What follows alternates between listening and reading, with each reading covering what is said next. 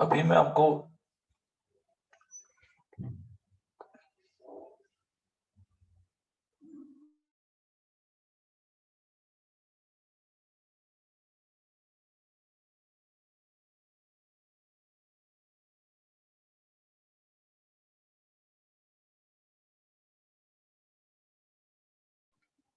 Okay so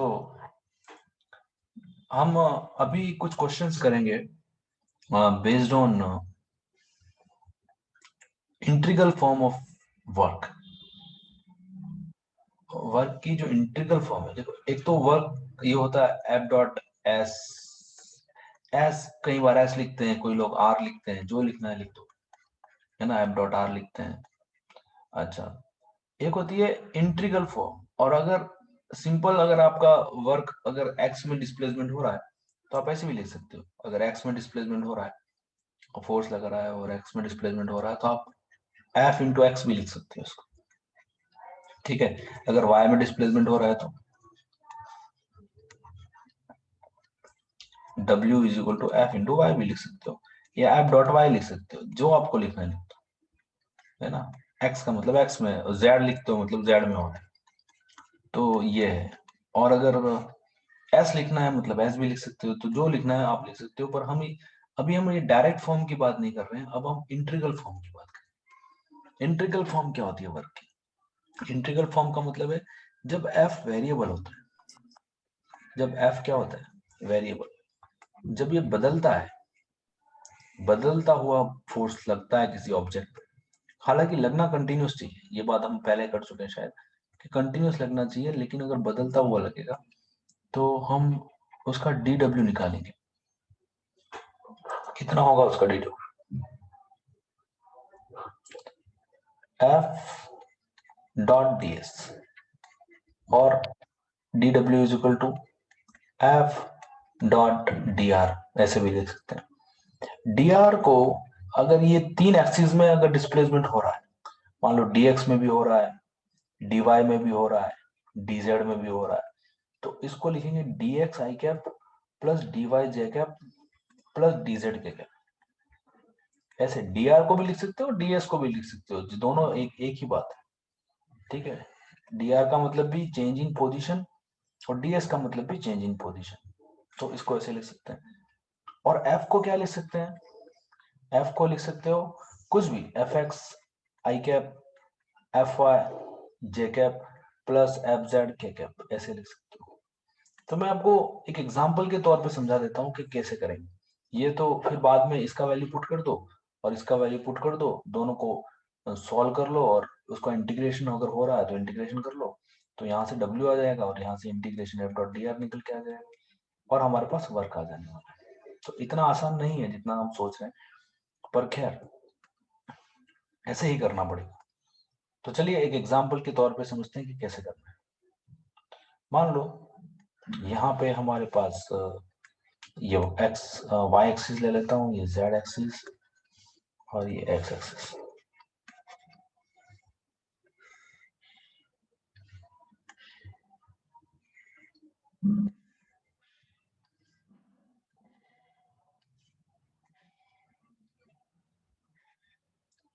ठीक, ये origin, और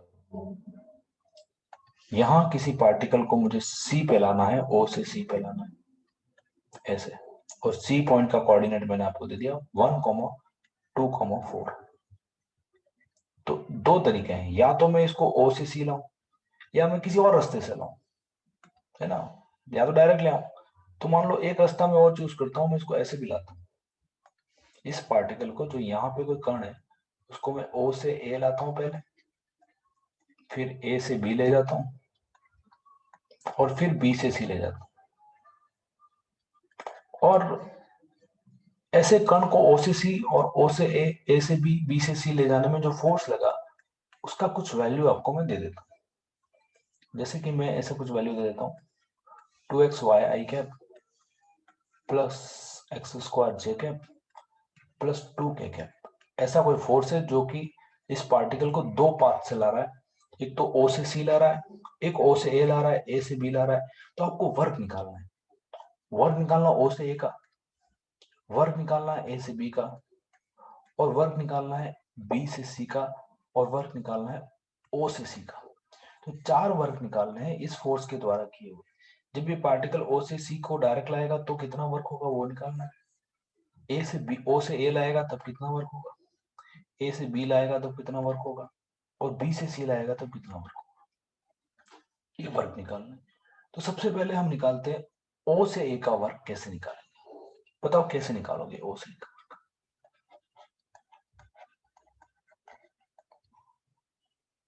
तो ये रास्ता अलग है, ये अलग रास्ता है, और ये रास्ता अलग है, पर इसमें 4 टुकड़े हैं, इनमें 3 टुकड़े हैं, एक टुकड़ा, दूसरा टुकड़ा, तीसरा टुकड़ा। यहाँ तो डायरेक्ट आ रहा है ओ से सी, यहाँ पे 3 टुकड़ों से होके आ रहा है। तो अगर आपसे पूछा जाए कि इस रास्ते का नेट कितना होगा, तो इस रास्ते का नेट जो होगा वो होगा O A plus A B plus B C. ये नेट वर्क डन होगा इस रास्ते का। और इस रास्ते का नेट वर्क डन क्या होगा, डायरेक्ट ओ सी सी, वो तो ओ सी सी है ये। तो इस रास्ते का जो नेट वर्क डन होगा वो डब्ल्यू ओ सी होगा। चलिए, तो ये निकालना पड़ेगा। तो सबसे पहले ओ ए कैसे निकालोगे। तो सबसे पहले हम फार्मूला निकाल लेते हैं, क्योंकि हमको पता है फोर्स यहाँ पे वेरिएबल, फोर्स वेरिएबल है तो डायरेक्ट फॉर्म यूज नहीं कर सकते। कौन सी फॉर्म यूज करेंगे, कौन सी यूज करोगे।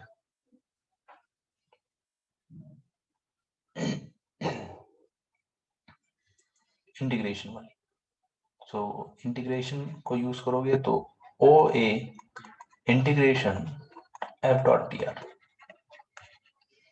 इंटीग्रेशन एफ का वैल्यू कितना, 2xy I cap plus X square J cap plus 2k cap. तो इसको रख देते हैं, 2xy I cap plus X square J cap plus 2k cap dot D R. D R की जगह मैं बहुत बता चुका हूं आपको, D X I cap plus D Y J cap plus D Z के कैप। तो देखो यहाँ डॉट प्रोडक्ट हो रहा है, तो सबसे पहले तो आपको डॉट प्रोडक्ट आना चाहिए कैसे निकालते हैं, और उसको उसके बाद ये सॉल्व होगा, नहीं तो ये सॉल्व होने वाला नहीं। तो डॉट प्रोडक्ट आता है क्या आपको, आई डॉट आई कितना होता है बताओ।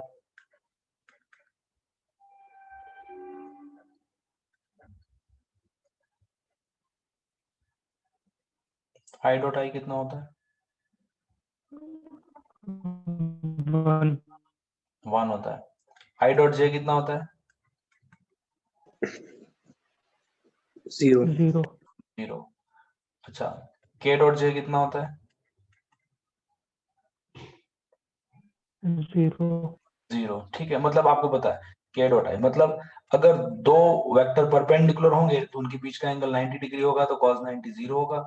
तो cos 90 अगर 0 होगा तो वो 0 हो जाएगा। और दो वेक्टर पैरेलल होंगे तो cos 0 1 हो जाता है। तो ये पता है आपको। चलिए ठीक है, तो यहाँ पे आप निकाल लोगे आराम से। तो लेकिन यहाँ पे एक और चीज भी कर सकते हो, जब आप O से A तक पार्टिकल को लाओगे, पार्टिकल को जब O से A लाओगे तो यहाँ पे ये एक्स एक्सिस है, एक्स एक्सिस पे क्या 0 होता है,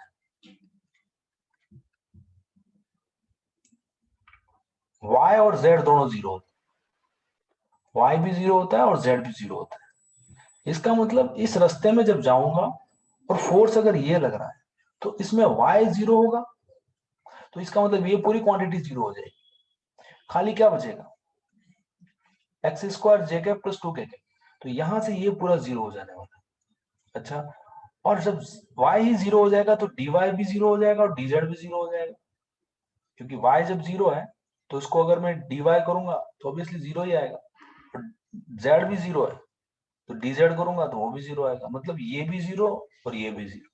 तो देखो यहाँ पे 3 चीजें तो हमने ऐसे ही 0 कर दी, बचा क्या, एक्स स्क्वायर जे के प्लस 2k के और डॉट डी एक्स आई के। तो डब्ल्यू ओ ए जो आया वो क्या आया, देखो, X square J cap plus 2k cap dot D X I cap, ये आया। अब देखो, इसका मल्टीप्लीकेशन होगा J dot I. J dot I कितना होने वाला है,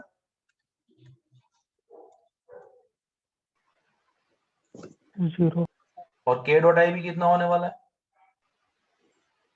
0। तो इसका मतलब वर्क डन ओ ए पूरा कितना हो गया, 0। सिमिलरली ए से बी तक निकालना है। अब ए से बी में इक्वेशन यही रहेगी, पर ए से बी में अब क्या जीरो होगा क्या नहीं होगा वो देखना पड़ेगा। तो चलिए ए से बी का देख लेते हैं। ए से बी का आप ट्राई करके देखो क्या आता है अपनी कॉपी में, work done in A B, try करके देखो क्या आता है। नहीं तो मैं निकाल रहा हूं।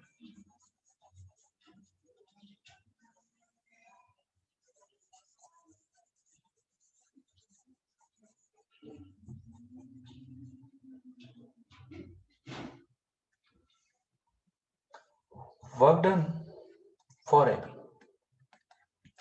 ए से बी में कुछ नजर आता है क्या, कुछ जीरो होता हो? ये कौन सा प्लान है ए से B? X Y plan. X Y plan में क्या जीरो होगा? देखो ये तो एक्स एक्सिस थी, ये एक्स एक्सिस थी, एक्स एक्सिस में वाई भी जीरो होगा और जेड भी जीरो होगा, पर एक्स वाई प्लेन है, ये जो बी पॉइंट है या ये वाली जो लाइन है वो एक्स वाई प्लेन में, तो प्लेन में एक्स भी है और वाई भी दोनों है, तो क्या जीरो है यहाँ पे? जेड। यहाँ पे जेड जीरो है। देखो इस बी का कोऑर्डिनेट भी अगर आप निकालोगे ना तो ये आएगा 1, देखो जैसे ये सी पॉइंट है 1,2,4, तो ये बी पॉइंट जो आएगा वो आएगा 1,2,0। तो इसमें z कोऑर्डिनेट जीरो होगा। इस पूरे कहीं पर भी एक पॉइंट ले लो, मान लो ये कोई पॉइंट ले लिया, ये 3,4, तो इसका z कंपोनेंट जीरो होगा। तो इस पूरे प्लेन में z जीरो है क्योंकि एक्स वाई प्लेन है। इसी तरह से ये वाई जेड प्लेन में x जीरो होगा, x पूरा जीरो होगा। इसमें कोई भी पॉइंट आएगा तो इसका x कंपोनेंट जीरो होगा, और इसमें कोई भी पॉइंट आएगा इस एक्स जेड में तो उसका y कंपोनेंट जीरो होगा। खैर, तो इसमें z जीरो हो गया। और इसमें क्या खासियत आपको लग रही है इस वाली लाइन में? इसमें खासियत यह है कि इसमें x हमेशा 1 होगा। बोलो होगा कि नहीं होगा? y तो बढ़ता रहेगा। देखो y यहाँ पे जीरो है, तो ऑब्वियसली ये वाला पॉइंट होगा 1,0। यहाँ पे y का वैल्यू है मान लो 0.5, तो ये वाला पॉइंट होगा, ये वाला पॉइंट इस लाइन पे जो होगा वो होगा 1,5। फिर ये वाला जो भी पॉइंट है, what ever the point is, ये 2 है ना, तो ये वाला पॉइंट हो गया 1,2। ये समझ में आ रहा है? तो इस पूरी लाइन पे क्या कांस्टेंट है?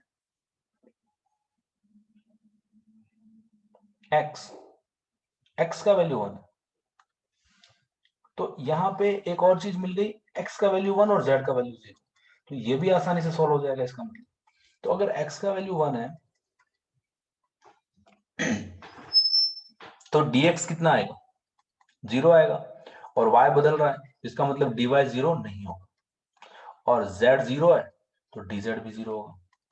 ये समझ में आ रहा है? अगर किसी चीज की वैल्यू फिक्स कर दो तो उसका डिफरेंशिएशन 0 हो जाता है। इस z की वैल्यू फिक्स कर दी, उसका डिफरेंशिएशन 0। x की वैल्यू फिक्स कर दी तो उसका डिफरेंशिएशन 0। y बदल रहा है, इसका मतलब dy 0 नहीं होगा। इसका मतलब अगर जब आप इसमें बात करोगे तो इसमें क्या 0 होगा? y तो 0 नहीं होगा, पर x का वैल्यू फिक्स हो गया तो x का वैल्यू 1 रख दोगे तो आएगा 2 इंटू 1 इंटू वाई इंटू आई कैप प्लस 1 का स्क्वायर जे कैप प्लस 2 के कैप। ये आ गया फोर्स। और डॉट dx 0 हो गया और dz 0 हो गया, खाली dy बचा। तो dy जे कैप। बोलो इसको कैसे सॉल्व करोगे? इसका क्या वैल्यू आने वाला है?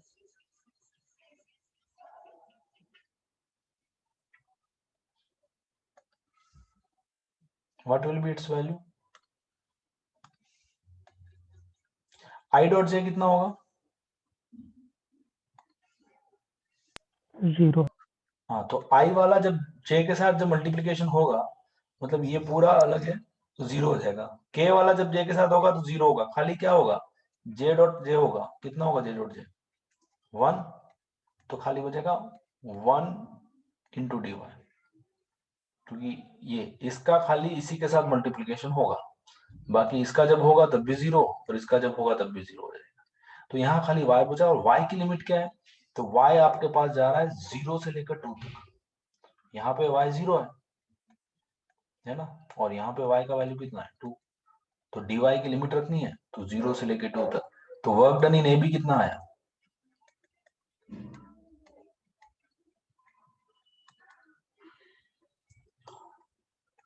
2 जूल। ठीक है, तो इस तरह से 2 जूल आ गया। आप बी से सी में भी वर्क निकाल सकते हो, बी से सी का वर्क भी आप निकाल सकते हो। सिमिलरली इसमें क्या कांस्टेंट रखोगे, देखो इसमें दो चीजें कांस्टेंट इसमें, क्योंकि ये पॉइंट है एक्स वाई प्लेन का है, तो इस यहाँ भी 1,2 है, यहाँ भी 1,2 है, तो इसका मतलब एक्स का वैल्यू 1 हो गया और वाई का वैल्यू 2 हो गया। इस पूरी लाइन पे एक्स और वाई का वैल्यू 2 1,2 होगा। तो जहां जहां भी एक्स 1 है वहां पे 1 रख देना, वाई का वैल्यू 2, क्योंकि एक्स और वाई बदल नहीं रहा है, खाली इसमें जेड बदल रहा है ना। तो यहाँ पे ये दोनों आएंगे, सॉरी एक्स और वाई नहीं बदल रहा, मतलब ये dx भी 0 dy भी 0, खाली इसमें क्या बचेगा, dz बचने वाला है। ये कर लोगे बी से सी, करके देखो क्या आता है।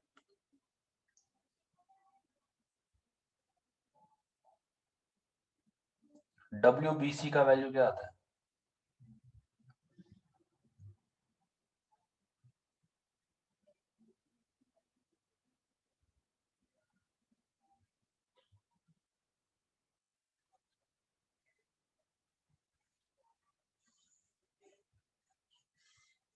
हम्म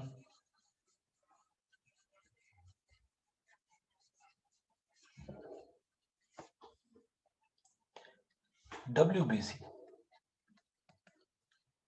इंटीग्रेशन f.dr f का वैल्यू मैं f की जगह x की जगह रख दूंगा, इसमें 1 रख दूंगा और y की जगह 2 रख दूंगा, क्योंकि x इसमें पूरी लाइन पे कांस्टेंट है, y भी पूरी लाइन पे कांस्टेंट है। तो ये 1,2 that is 4 i cap, plus x की जगह 1 तो 1 j cap, plus 2 k cap. अच्छा इसमें क्या जीरो हो जाएगा, dx जीरो होगा, dy जीरो होगा, क्योंकि x का वैल्यू कांस्टेंट है, तो dx जीरो हो जाएगा, y का वैल्यू भी कांस्टेंट है 2, तो dy भी जीरो हो जाएगा। तो ये सारी चीजें जीरो हो जाने वाली है, तो खाली इसमें बचेगा dz क्या क्या। तो क्या आंसर आया बताओ, i डॉट के क्या होगा 0, j डॉट क्या होगा 0, खाली k डॉट के होगा दैट इज 1, तो dz बचेगा, तो आएगा 2 टू dz इंटू dz। और लिमिट कहां से कहां लगेगी, 0 से लेकर के 4 तक, क्योंकि z की वैल्यू जो है वो 0 से 4 तक है। बोलो क्लियर है बात, 0 से 4, तो 2z 0 to 4, तो क्या आंसर आया इसका, 8 जूल, 8 जूल। अच्छा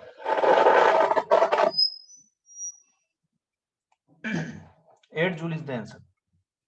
अच्छा अब लास्ट बच गया ओ से सी में वर्क डन कितना होगा, यहाँ ओ से सी अगर जाते तो वर्क डन कितना होता वो निकालना था, ओ से सी, ओ से सी का वर्क डन निकाल पाओगे, चलिए आप निकाल लेना घर घर पे। ओसीसी में थोड़ा सा दिक्कत आएगी, ओसीसी में क्या दिक्कत आएगी वो मैं बता देता हूँ।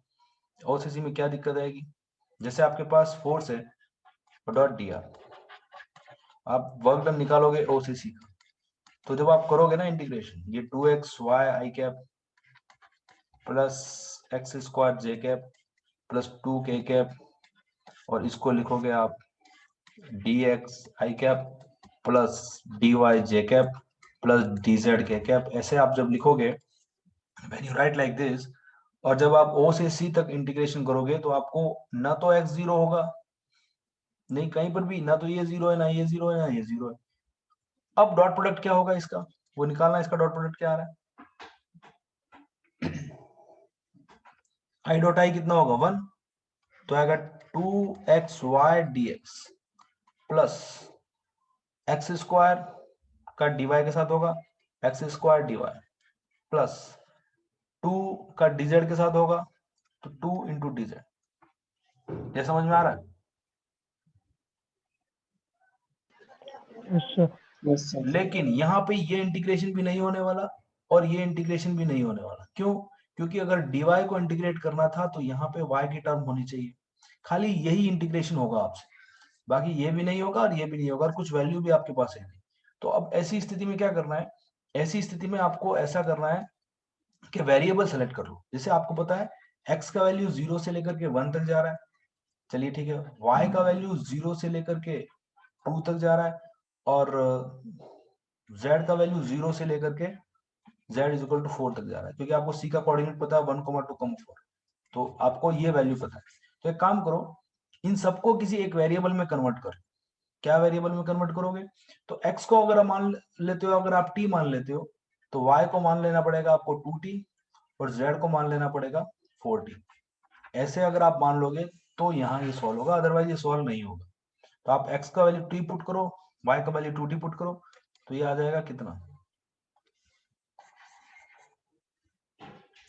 मैंने ऐसा क्यों किया, ऐसा इसलिए किया क्योंकि अब यहाँ पे ये इंटीग्रेशन नहीं हो रहा सॉल्व, क्योंकि खाली dx है तो उसके साथ x तो है नहीं, y भी और है, y कांस्टेंट नहीं है, वेरिएबल है, तो उसको इंटीग्रेशन से बाहर नहीं निकाल सकते। तो यहाँ ये सॉल्व नहीं होगा, यहाँ पर ये भी सॉल्व नहीं होगा, खाली ये सॉल्व हो जाएगा। लेकिन हमको तो सारा सॉल्व करना है, तो मैंने x की जगह t पुट किया, तो y को ऑब्वियसली मुझे 2t करना पड़ेगा और z को मुझे 4t पुट करना पड़ेगा। तो लेट्स सी, 2 x की जगह मैंने t कर दिया, इसको मैंने कर दिया 2t, तो dx की जगह क्या आएगा, अगर x t है तो dx कितना होगा, dt dt, ये dt आ गया। और लिमिट कहां से कहां लगेगी, क्योंकि x t है तो जो x की लिमिट होगी 0 से 1, और x को ही t बोला है तो t की लिमिट भी कहां से कहां होगी, 0 से 1 तक होगी, है ना, 0 से 1 होगी। तो यहाँ पे इस t की लिमिट 0 से 1 लगा दी, बस खत्म। यहाँ पे x की वैल्यू t रख दी, t स्क्वायर, तो dy की जगह क्या रखोगे, y 2t है तो dy कितना होगा,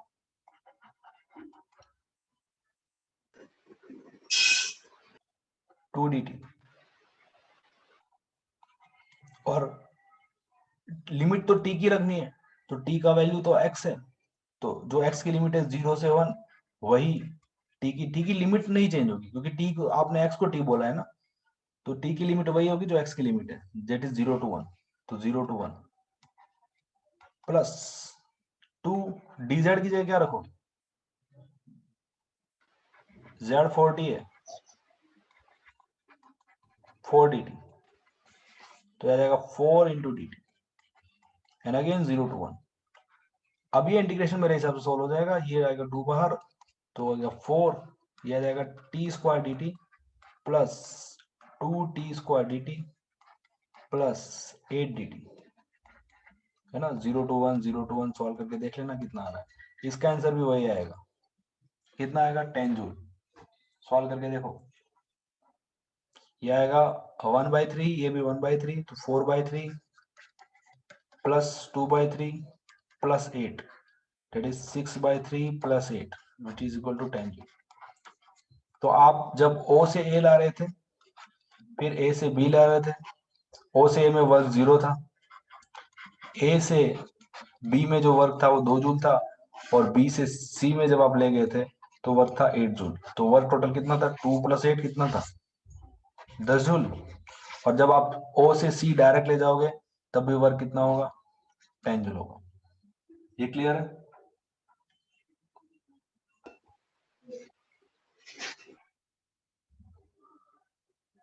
क्लियर और नॉट,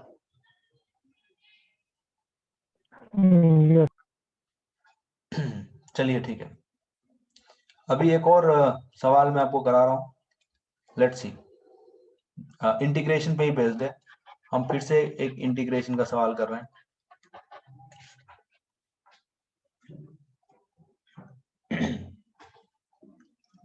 तो सवाल ऐसा है,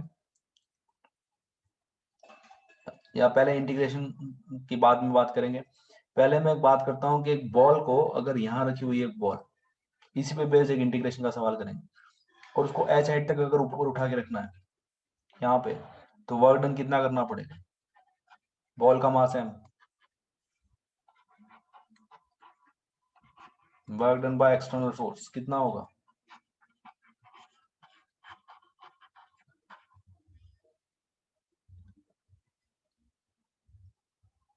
इस बॉल को ग्राउंड से उठा करके एच हाइट तक रखना है, कितना काम करना पड़ेगा, mgh करना पड़ेगा, है ना।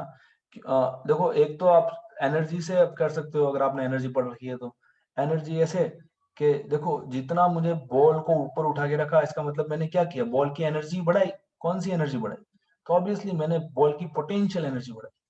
तो अगर मैं बॉल की पोटेंशियल एनर्जी बढ़ा रहा हूँ, तो मैं कहां से बढ़ा रहा हूँ, इसका मतलब मैंने कुछ वर्क किया, कितना वर्क किया, तो जितनी इसकी पोटेंशियल एनर्जी बढ़ाई, जितनी इसकी पोटेंशियल एनर्जी बढ़ाई उतना मैंने वर्क किया,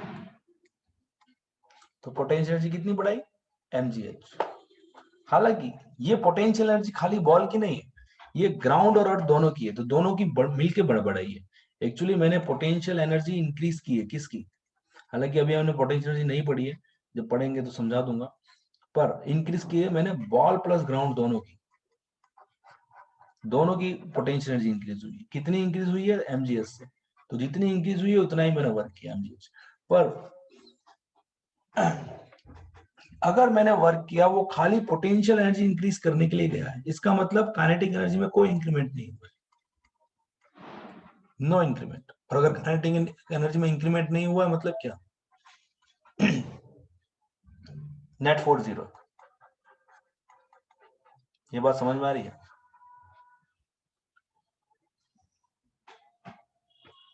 देखो, अगर किसी ऑब्जेक्ट पे फोर्स लगेगा,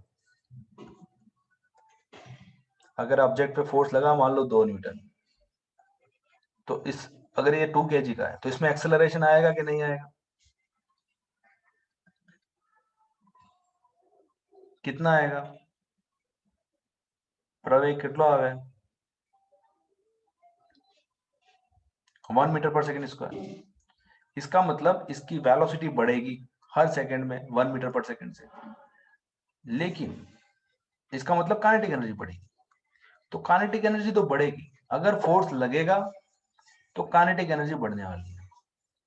पर हम खाली जो वर्क कर रहे हैं वो खाली पोटेंशियल एनर्जी में जा रहा है, मतलब काइनेटिक एनर्जी में इंक्रीमेंट नहीं कर रहा, मतलब net force zero, net external force zero है ना। हम ऐसे कह सकते हैं काइनेटिक एनर्जी में इंक्रीमेंट नहीं है, मतलब बाहर से कोई फोर्स इस पे लग नहीं रहा है। अच्छा, या लग रहा है तो नेट फोर्स जीरो। तो कैसे मतलब है इसका?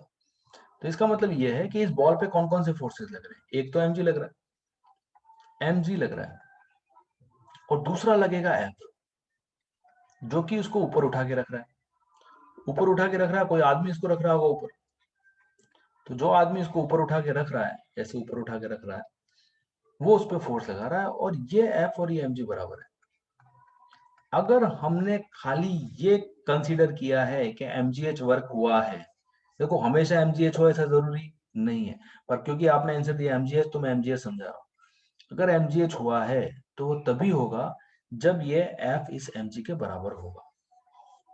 कैसे होगा उसको देखते हैं। तो यहाँ 3 केसेस हैं।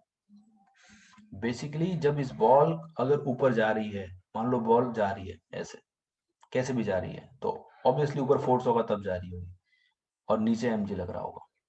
तो अब यहाँ पे 3 केसेस हैं, या तो एफ एमजी के बराबर हो जाए तब भी क्या ऊपर जा सकती है क्या बॉल, या एफ एमजी से बड़ा हो तब भी क्या बॉल ऊपर जा सकती है, या एफ एमजी से छोटा हो तब भी क्या बॉल ऊपर जा सकती है। बताओ इन तीनों केसेस का क्या आंसर है?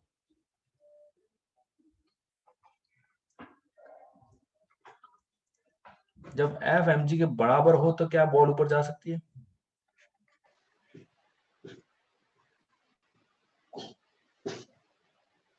जा सकती है, स्लोली, बहुत धीरे धीरे, उसकी काइनेटिक एनर्जी में बिना इंक्रीमेंट किए, काइनेटिक एनर्जी में बिना इंक्रीमेंट के, बिना इंक्रीमेंट के स्लोली स्लोली जा सकती है, बहुत स्लोली। मतलब आप कह सकते हो कि हर इंस्टेंट पे एफ एम जी के बराबर है, मतलब यहां पर भी बराबर है, बीच में भी हर जगह बराबर है। तो इसकी काइनेटिक एनर्जी में इंक्रीमेंट नहीं हो रहा, जो भी इंक्रीमेंट हो रहा है खाली खाली पोटेंशियल एनर्जी में हो रहा है।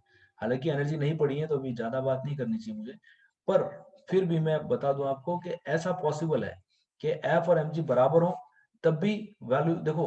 एफ एम जी बराबर का क्या मतलब है? बॉडी कांस्टेंट वेलोसिटी से चल रही है, ये मतलब है ना, या वेलोसिटी जीरो है, तो हर इंस्टेंट पे इक्विलिब्रियम मेंटेन है, फोर्स और एमजी बराबर है, लेकिन उतनी ही काइनेटिक एनर्जी से चल रहा है। कांस्टेंट वेलोसिटी का मतलब है काइनेटिक एनर्जी रिमेन कांस्टेंट। या अगर इसके पास काइनेटिक एनर्जी है ही नहीं, बॉल के पास वी जीरो है, तब भी ये ऊपर जा सकती है। और उस वाले केस में पूरी की पूरी जो वर्क है वो पूरा पोटेंशियल एनर्जी में जाने वाला है।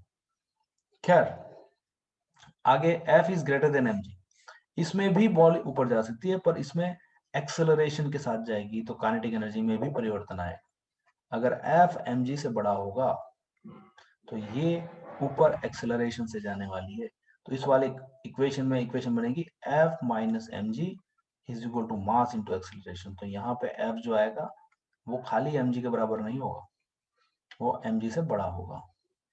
क्यों? क्योंकि अब जो एफ है वो एम जी को तो बैलेंस कर ही रहा है, साथ में एक्सेलरेशन भी दे रहा है। तो mg और ma दोनों का सम f के बराबर होगा।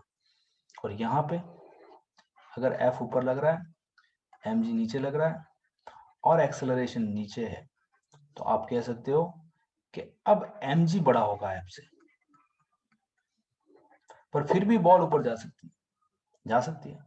लेकिन इस वाले केस में एक्सेलरेशन का मतलब क्या है? वेलोसिटी बढ़ रही है, और एक्सेलरेशन नीचे का मतलब क्या है? वेलोसिटी घट रही है। तो भले ऊपर जा रहा है लेकिन घटती वेलोसिटी से जा रहा है। ऐसा हो सकता है कि 10 मीटर पर सेकंड से जा रहा था, 1 सेकंड के बाद इसकी वेलोसिटी 12 मीटर पर सेकंड हो गई, फिर 1 सेकंड के बाद इसकी वेलोसिटी 13 मीटर पर सेकंड हो गई। ऐसे इसकी वेलोसिटी बढ़ रही है। और मान लो, तो नीचे कर दिया मैंने भी, परंतु वेलोसिटी घट रही है ये बता रहा था मैं।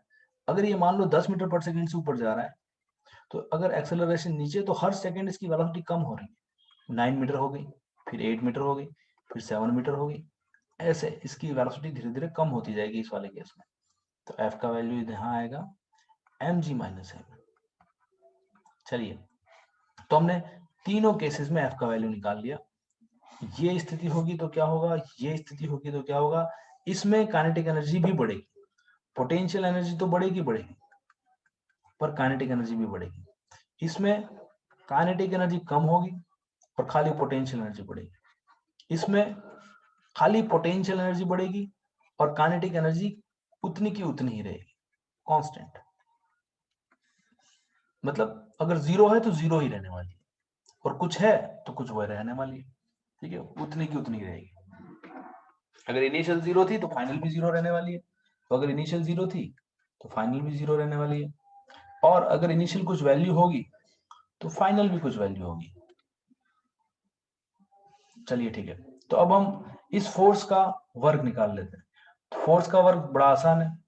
फोर्स जो है वो ऊपर लग रहा है और डिस्प्लेसमेंट भी ऊपर हो रहा है। तो देखो, पहले केस में, ये केस नंबर 1, ये केस नंबर 2 और ये केस नंबर 3, पहले केस में इस फोर्स का क्या वर्क आता है? Work by force F in case 1। तो सिंपल है, फोर्स ऊपर, डिस्प्लेसमेंट ऊपर, तो पॉजिटिव वर्क होगा। कितना होगा? F into H. Work by force F in case 2। दूसरे केस में फोर्स का वैल्यू ये है, तो एफ इंटू एच करोगे तो एफ का वैल्यू एम जी प्लस, देखो यहाँ तो ये एम जी एच हो गया क्योंकि एम जी के बराबर है, और यहाँ पे एफ इंटू एच करोगे तो ये एम जी नहीं होगा, ये होगा M G plus M A into H. और work by force F in case 3। Third case में अगर आप करोगे तो एफ इंटू एच आएगा, लेकिन ये थोड़ा सा कम आएगा, M G minus M A into H. तो आपने जो बोला था कि सर देखो इसको ऐसे भी देख सकते हो, और mg का वर्क कितना होगा तीनों केसेस में? देखो इसको थोड़ा सा और देखते हैं हम। mg क्योंकि ब्लॉक पे हमेशा नीचे लग रहा है, तीनों ही केसेस में नीचे लग रहा है, पहले में भी नीचे, दूसरे में भी नीचे, और mg तो mg है, mg की वैल्यू में कोई चेंज हो नहीं रहा। पर डिस्प्लेसमेंट तीनों ही केसेस में ऊपर हो रहा है, डिस्प्लेसमेंट तीनों ही केसेस में ऊपर हो रहा है। तो work by mg in all three cases is, in all three cases is equal to minus M G H, क्योंकि डिस्प्लेसमेंट के अपोजिट एम जी लग रहा है। तो एम जी जो है वो नेगेटिव वर्क प्रोवाइड कर रहा है। अच्छा, तो अगर पहले केस के वर्क को जोड़ दिया जाए, इसको और इसको अगर जोड़ दिया जाए, तो आप देखोगे कि नेट वर्क डन जीरो होगा। इसका क्या मतलब है? इसका मतलब है कि एफ जितना पॉजिटिव वर्क कर रहा, मान लो एफ ने 10 जूल वर्क किया, तो एम जी ने माइनस 10 जूल कर दिया, तो नेट वर्क डन जीरो हो गया। इसका मतलब नेट वर्क डन जीरो हो गया, मतलब काइनेटिक एनर्जी में कोई चेंज नहीं हुआ, there is no change in kinetic energy. अच्छा, अब बात करें दूसरे वाले केस में, तो दूसरे वाले केस में इसमें मान लो 20 जूल किया, तो इसने किया -10 जूल, तो 20 - 10 10 आएगा, इसका मतलब 10 जूल से काइनेटिक एनर्जी बढ़ गई। यहाँ इस वाले केस में काइनेटिक एनर्जी बढ़ गई। और इसमें मान लो ये 5 जूल हुआ, 5 जूल वर्क आया, और ये -10 जूल है, तो इसमें काइनेटिक एनर्जी घट जाएगी इस वाले केस में। तो ये 3 केसेस हैं। और चलिए, तो मेरे हिसाब से ये क्लियर होगा आपको कि किस तरह से। अगला इंटीग्रेशन का क्वेश्चन हम अगले टर्म पे लेंगे, पर अभी मैं एक और क्वेश्चन आपको करा देता हूँ वर्क डन वाला, जिसमें थोड़ा आपको रेफरेंस फ्रेम लेकर के कोई क्वेश्चन करना हो तो वो कर देते हैं। आपको पता होगा वर्क किस पे डिपेंड करता है, फ्रेम ऑफ रेफरेंस पे डिपेंड करता है कि नहीं करता है? वर्क डिपेंड करता है फ्रेम ऑफ रेफरेंस पे कि नहीं करता?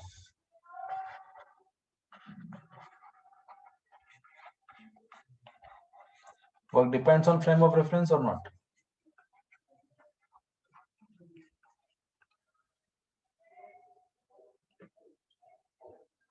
बताओ।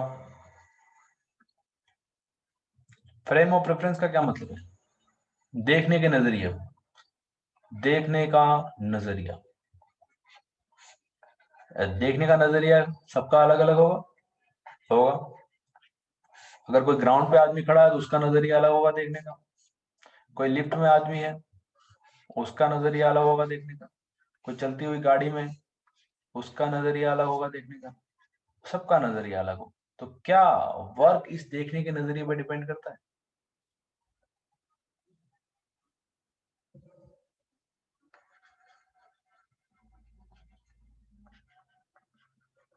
हम्म, मुझे सुन पा रहे हो आप लोग? सर। Yes sir. तो यस और नो, मतलब जो भी आपको पता है आंसर दे दो ताकि मैं आगे बढ़ूं।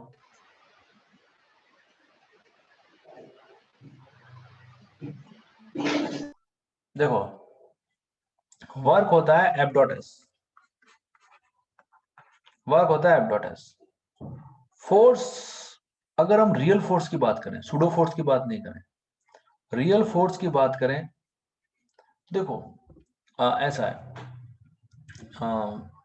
मान लो मैं आपको बता देता हूं, इसमें से एक चीज, अगर एक भी चीज इनमें से डिपेंड करेगी ना फ्रेम ऑफ रेफरेंस पे, तो वर्क भी डिपेंड करेगा। और अगर एक भी चीज डिपेंड नहीं करी फ्रेम ऑफ रेफरेंस पे, तो वर्क डिपेंड नहीं करेगा। फॉर एग्जाम्पल, अगर ये ब्लॉक है, मान लो इस ब्लॉक पे अभी कौन कौन से फोर्सेस लग रहे हैं?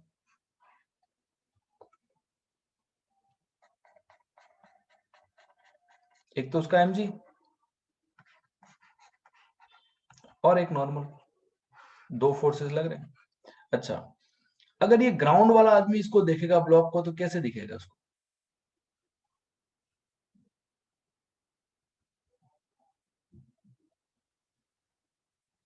रेस्ट पे दिखेगा, है ना?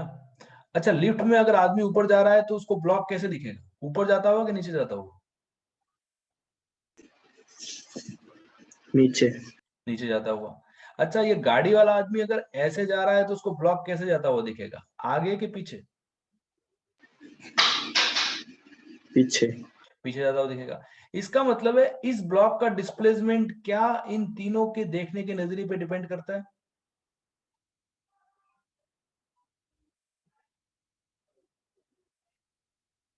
यस, करता है। Yes, the displacement of block depends on frame of reference.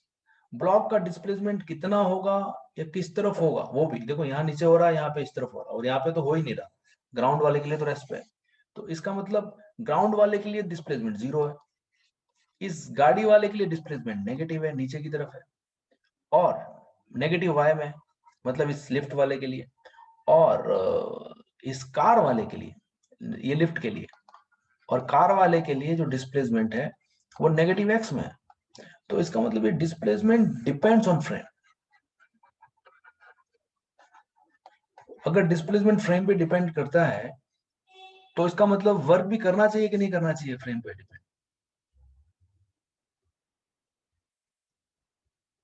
Yes और नो? यस, ये भी फ्रेम पे डिपेंड करेगा, ये फ्रेम डिपेंडेंट होता है। अभी मैं आपको बता दूं, कि जो फोर्सेस होते हैं, रियल फोर्सेस, वो फ्रेम पे डिपेंड नहीं करते हैं, नॉट डिपेंड ऑन फ्रेम। किसी भी फ्रेम से देख लो, रियल फोर्सेस वही लगेंगे। फॉर एग्जांपल इन तीनों केसेस में फोर्सेस देख लें, अगर ये आदमी देखेगा तो इस पे फोर्स कितना दिखाई देगा, नॉर्मल और mg दिखाई देगा।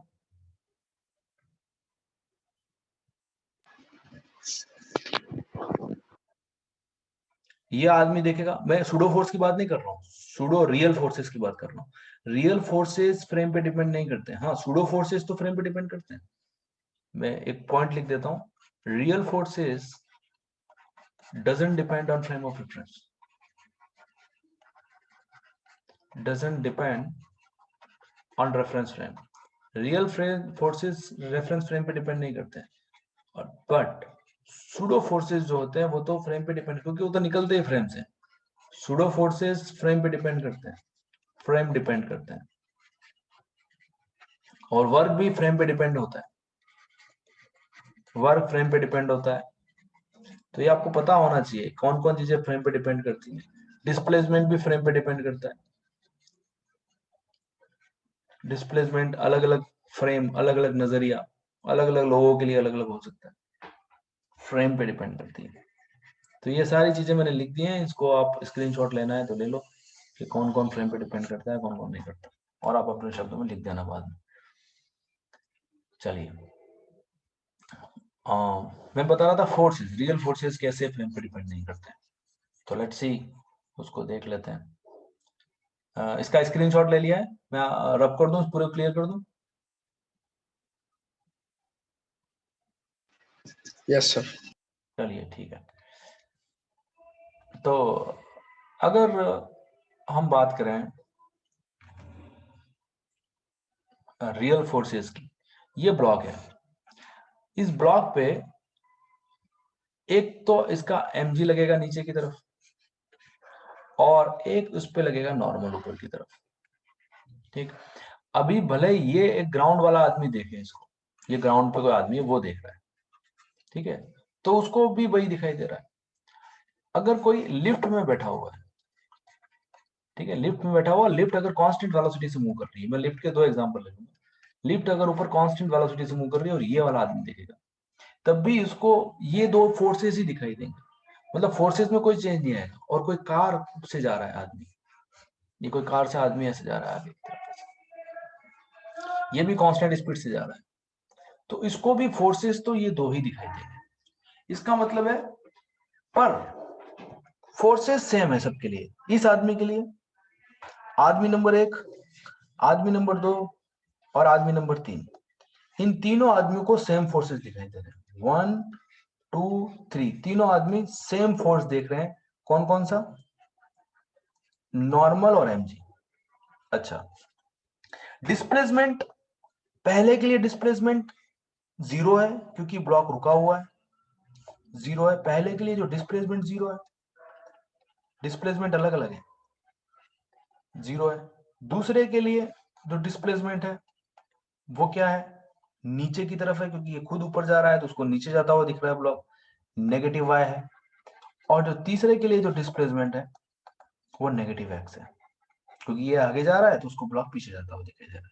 चलिए ठीक है, अभी बात करते हैं वर्क डन की, work done by the normal for all this. अगर ये आदमी t समय में चल जाता है vt, फॉर एग्जाम्पल ये आदमी vt ऊपर चला जाता है ना, तो ये आदमी कितना वर्क डन देखेगा इस ब्लॉक पे, इस नॉर्मल का और इस mg का, ये आदमी इस नॉर्मल का और इस mg का कितना वर्क डन देखेगा, और ये आदमी जो आदमी नंबर 3 है वो इस नॉर्मल का और mg का कितना वर्क डन देखेगा, देखते हैं। चलिए, तो आदमी नंबर 1 कितना वर्क डन देख रहा है, work done on block by अलग अलग फोर्सेस का, by normal as measured by man 1। आदमी नंबर 1 क्या मेजर करता है, ये वाला आदमी क्या मेजर करेगा, ये आदमी वर्क डन,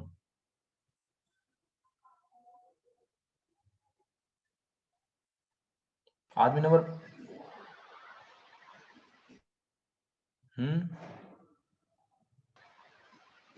जीरो। जीरो। क्यों? क्योंकि इस आदमी के लिए तो ये ब्लॉक डिस्प्लेस ही नहीं कर रहा। जब डिस्प्लेस ही नहीं कर रहा तो इस आदमी के लिए नॉर्मल ने कितना वर्क किया? नॉर्मल के लिए डिस्प्लेसमेंट जीरो है। ओहो, इसका डिस्प्लेसमेंट ही जीरो है इस आदमी के लिए। इस आदमी के लिए इस ब्लॉक का डिस्प्लेसमेंट जीरो है। इसका मतलब नॉर्मल का वर्क भी जीरो है, वर्क डन बाय नॉर्मल भी जीरो है, और एमजी का वर्क भी जीरो है इस आदमी के लिए। ये आदमी कहता है कि ना तो नॉर्मल ने काम किया, ना तो नॉर्मल ने एनर्जी दी, और न ही एमजी ने एनर्जी दी। ऐसा कहता है ये आदमी। अच्छा, अब अगला आदमी क्या कहता है उसको देखो। ये आदमी क्या कहता है इस ब्लॉक के लिए, उन्हीं फोर्सेस के बारे में। फोर्सेस वही हैं, उन्हीं फोर्सेस के बारे में ये आदमी क्या कहता है। तो देखते हैं क्या कहता है। Work done on block by normal and MG, दोनों का निकाल लेते हैं, as measured by man two. क्या कहता है मैन टू? मैन टू को ये ब्लॉक कहां जाता हुआ नजर आ रहा है? नीचे की तरफ। तो इसका डिस्प्लेसमेंट कहां हो रहा है? नीचे हो रहा है। कितना हो रहा है? जितना उसका ऊपर हो रहा है उतना उसका नीचे हो रहा है। कितना ऊपर हो रहा है उसका टी टाइम में? वीटी। वीटी। तो इसका डिस्प्लेसमेंट कितना होगा टी टाइम में? वीटी। तो अब नॉर्मल का वर्क डन कितना? ये नॉर्मल का वर्क डन क्या मानेगा? पॉजिटिव मानेगा कि नेगेटिव मानेगा? नेगेटिव। नेगेटिव बोलेगा।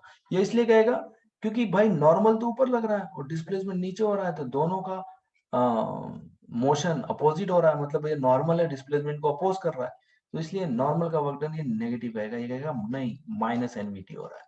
अच्छा, एमजी का वर्क डन क्या कहेगा? ये प्लस एमजीवीटी, क्योंकि एमजी नीचे लग रहा है और इसके लिए डिस्प्लेसमेंट भी नीचे हो रहा है, तो प्लस एमजीवीटी। एमजीवीटी, ठीक है, एमजी, सॉरी यहाँ देता हूँ, एमजी इंटू वीटी। चलिए, तो ये हो गया इस आदमी, सेकंड आदमी का के द्वारा कही हुई बात उन्हीं फोर्सेस के लिए। पहला आदमी उन्हीं फोर्सेस के लिए कहता है कि वर्क डन जीरो है। दूसरा आदमी उन्हीं फोर्सेस के लिए कहता है कि वर्क डन ये है। तीसरा आदमी कहता है कि वर्क डन ये है। अच्छा, ये सॉरी, दूसरा आदमी ये कहता है, और तीसरा आदमी क्या कहता है? तीसरे आदमी के लिए क्या होगा? फॉर द सेम फोर्सेस,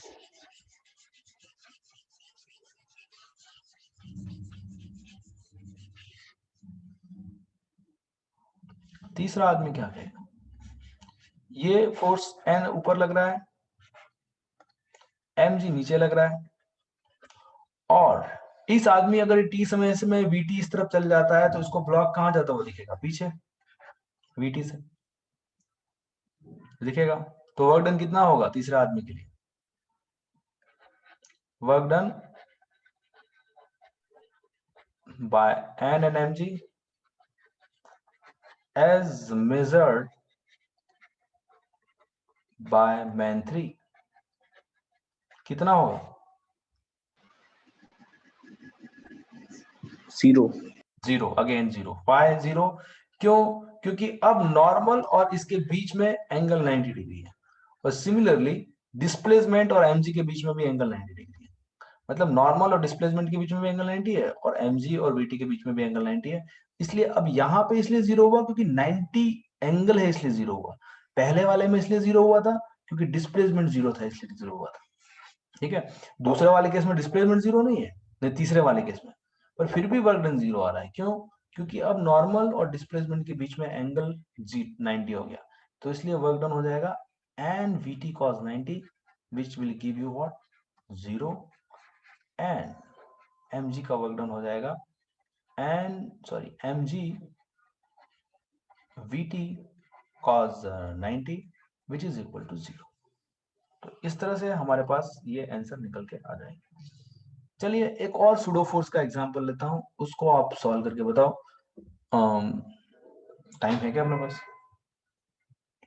चलिए, कर ही सकते हैं, वैसे लास्ट क्लास है तो। चलिए, मैं इसको रब कर रहा हूं।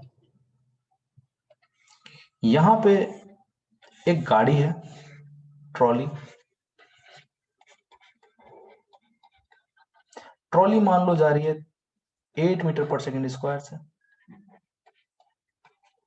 ठीक है, ट्रॉली के ऊपर एक बैग है, एक एम मास का, और ये जा रहा है 3 मीटर पर सेकेंड स्क्वायर से विथ रिस्पेक्ट टू ट्रॉली।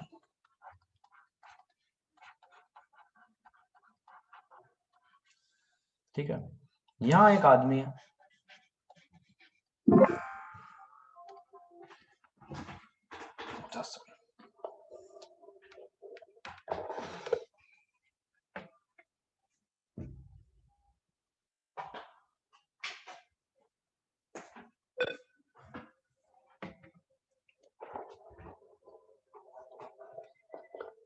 यहां एक आदमी है जो कि 2 मीटर पर सेकेंड स्क्वायर से चल रहा है। अच्छा, तो आपको निकालना है, और इनिशियल वेलोसिटी इसकी भी 0 है और इनिशियल वेलोसिटी इनकी भी 0 है। ठीक है, इनिशियल। तो आपको निकालना है find work done bye pseudo force on block M as measured by man।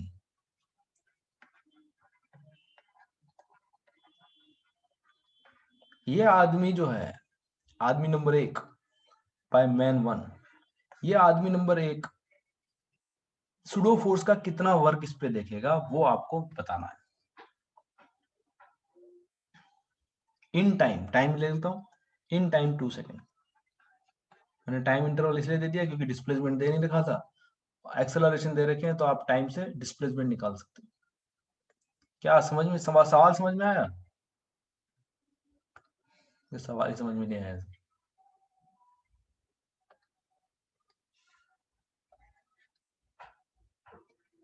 देखो, एक ट्रॉली है जो कि आगे की तरफ जा रही है, उस पर एक ब्लॉक है जो कि ट्रॉली के रेस्पेक्ट में 3 मीटर पर सेकेंड स्क्वायर से जा रहा है। तो ग्राउंड के रेस्पेक्ट में इसका कितना एक्सेलरेशन?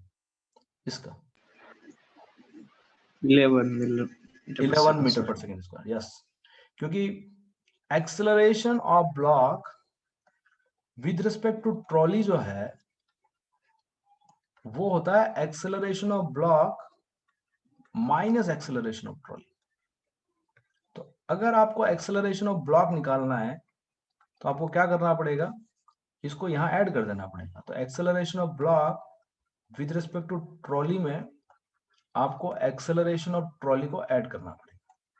तो acceleration of block with respect to trolley is 3 and acceleration of trolley is 8, so ये टोटल हो जाएगा 11 मीटर पर सेकेंड स्क्वायर। ये एक्सेलरेशन ऑफ ब्लॉक है, इस ब्लॉक का एक्सेलरेशन है।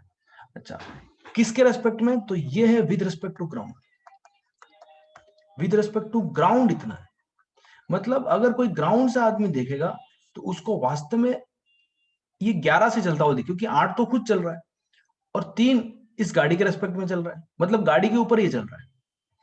अगर मान लो गाड़ी ऐसे होती और ये ब्लॉक उस पर रेस्ट पे होता और गाड़ी अगर 8 से चलती, तो ग्राउंड वाला आदमी को क्या ये ब्लॉक रेस्ट पे दिखाई देता कि 8 से चलता हुआ दिखाई देता?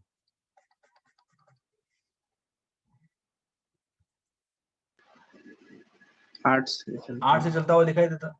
लेकिन ये ब्लॉक गाड़ी के ऊपर भी 3 से चल रहा है, तो इसका मतलब अब ग्राउंड वाले को ज्यादा दिखाई देगा, 3 और ज्यादा दिखाई देगा, 11 से दिखाई दे रहा है। तो ग्राउंड वाले के लिए ये 11 से चल रहा है। अच्छा, मतलब ग्राउंड वाले के लिए ये जो ब्लॉक है वो 11 मीटर पर सेकेंड स्क्वायर से चल रहा है। चलिए, ये बात क्लियर हुई अपन को कि ग्राउंड वाले के लिए 11 मीटर पर सेकेंड स्क्वायर से चल रहा है। अभी क्वेश्चन क्या पूछता है, work done by the pseudo force. Pseudo force इस पे कितना लगेगा इस ऑब्जर्वर के लिए? इस ऑब्जर्वर के लिए सूडो फोर्स कहां लगेगा, लेफ्ट में कि राइट में? कि ऑब्जर्वर आगे जा रहा है तो इसके लिए सूडो फोर्स कहां लगेगा? पीछे। कितना लगेगा? तो मास इस ब्लॉक का मल्टीप्लाई बाय इसका एक्सेलरेशन, इसका एक्सेलरेशन 2। ये समझ में आ रहा है, 2m लगेगा।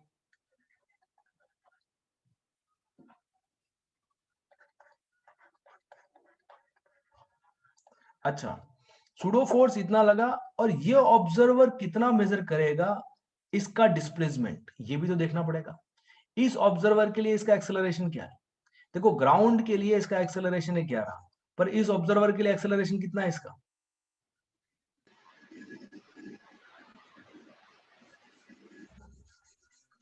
कितना एक्सेलरेशन? 9 मीटर पर second. 9 metre per second. Good. क्यों? क्योंकि ये ब्लॉक जो है वो ग्राउंड वाले को दिख रहा है 11 से चलता हुआ, लेकिन इस ऑब्जर्वर को जो कि खुद 2 से चल रहा है उसके लिए ये 11 थोड़ी होगा, उसके लिए तो 11 माइनस 2 होगा। तो इस ऑब्जर्वर के रेस्पेक्ट में इसका जो एक्सेलरेशन होगा, acceleration of block with respect to moving observer, ये जो ऑब्जर्वर मूव कर रहा है वो हो जाएगा 11 minus 2 which is equal to 9 metre per second square. तो अब ये ऑब्जर्वर इसकी कितनी डिस्टेंस मानेगा, तो कैलकुलेट करेगा ये ऑब्जर्वर की distance ut plus half T square. तो u 0 है और t 2 सेकंड की बात चल रही थी, 2 सेकंड की बात चल रही है, तो 2 सेकंड में ये कितना करेगा 9 इंटू 2 का square which is equal to 18 metre. तो ये सोचेगा ऑब्जर्वर ये 18 मीटर आगे चल रहा है इस ऑब्जर्वर के रेस्पेक्ट, तो इस ऑब्जर्वर के रेस्पेक्ट में इसका मूवमेंट जो है वो 18 मीटर है आगे की तरफ, और सूडो फोर्स लग रहा है पीछे की तरफ। तो work done bye pseudo force क्या होगा, नेगेटिव या पॉजिटिव? नेगेटिव। नेगेटिव होगा।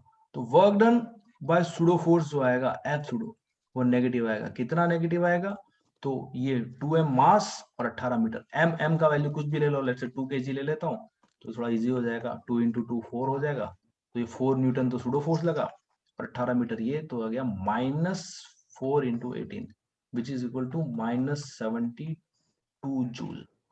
ये समझ में आ गया?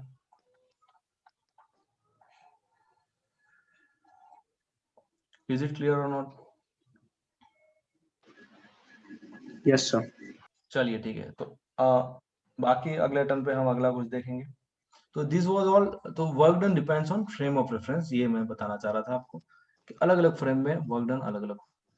अच्छा, आप इसका होमवर्क कर सकते हो कि एक आदमी जो इस पे बैठा हुआ है, इस ट्रॉली पे जो बैठा हुआ आदमी है, यहाँ पे अगर कोई आदमी बैठा है तो उसको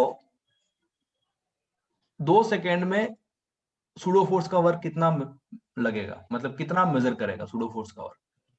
ये आदमी 2 सेकेंड में इस ब्लॉक पे सूडो फोर्स का कितना वर्क मेजर करेगा। फिर से बोल रहा हूं, ये आदमी इस ब्लॉक पे 2 सेकेंड में सूडो फोर्स का कितना वर्क मेजर करेगा, निकाल पाओगे? जो कि ट्रॉली पे बैठा हुआ आदमी है।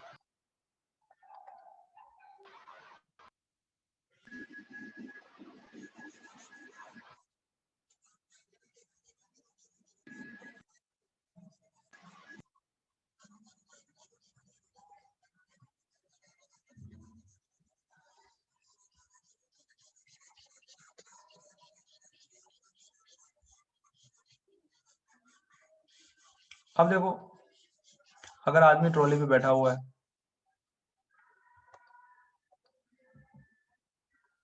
अगर आदमी ट्रॉली पे बैठा हुआ है तो उसको सूडो फोर्स कितना लगेगा, मतलब ये आदमी खुद कितने से चल रहा है, वही जितना ट्रॉली चल रही है, 8 मीटर पर सेकेंड स्क्वायर।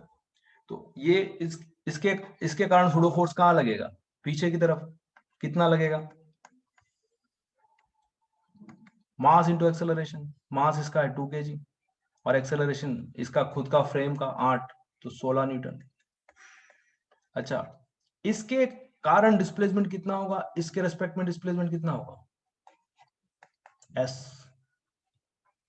इसके रेस्पेक्ट में displacement 11 metre per second square से होगा, 8 मीटर पर सेकेंड स्क्वायर से होगा, 3 मीटर पर सेकेंड स्क्वायर से होगा, कि 9 मीटर पर सेकेंड स्क्वायर से होगा?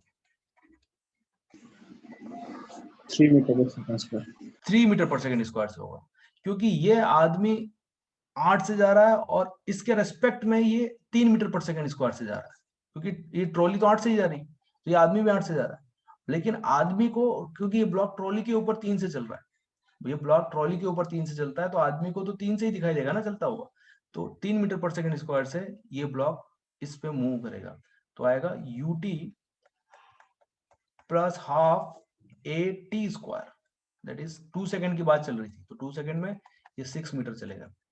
ठीक है, तो इसका डिस्प्लेसमेंट 6 मीटर हो गया, और ये वर्क डन भी नेगेटिव ही आएगा। तो work done by this as measured by this person which is there on the trolley, trolley के ऊपर जो आदमी बैठा हुआ है वो जब वर्क डन मेजर करेगा सूडो फोर्स का, एब्सूडो का वर्क, ये सारी बातें मैं बोल रहा हूँ, लिख नहीं रहा हूँ, कि ये जो वर्क है वो इस सुडो फोर्स का है जो कि इस आदमी ने मेजर किया है, इस रेफरेंस फ्रेम में मेजर किया गया है, वो जो वर्क आएगा नेगेटिव आएगा -6 × 16 या 16 into this multiply by this.